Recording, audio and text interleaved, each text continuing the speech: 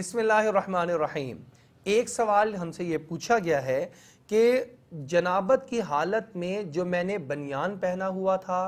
جو میں نے قمیص پہنی ہوئی تھی، یا میں نے سویٹر پہنا حالت جنابت میں، کیا جس طرح میرا جسم ناپاک ہے کیا اسی طرح میرا بنیان بھی ناپاک ہو گیا، میری قمیص بھی ناپاک ہو گئی، میرا سویٹر یا جیکٹ یا جو چادر میں نے اوپر اوڑھی تھی سردیوں میں کیا وہ بھی ناپاک ہو گئی اور ان سب کو دھونا پڑے گا؟ تو اس کا جواب سماعت فرما لیجئے کہ جس جگہ پر نجاست لگی ہو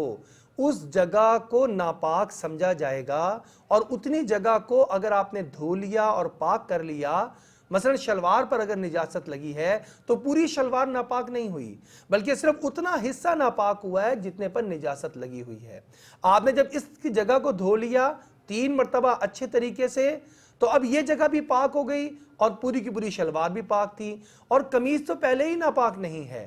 حالت جنابت میں صرف قمیص کو پہن لینے سے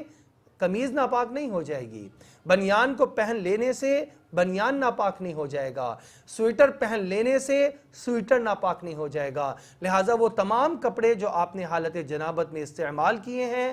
وہ پاک ہیں، ان کو دوبارہ پہننا بھی جائز ہے، ان کا دوبارہ استعمال کرنا بھی جائز ہے، اس میں کسی قسم کا کوئی شک اور وسوسہ نہیں دل میں لانا چاہیے۔ اللہ رب العزت سے دعا ہے اللہ رب العزت ہمیں دین کے مکمل احکامات پر عمل کرنے کی توفیق عطا فرما دے۔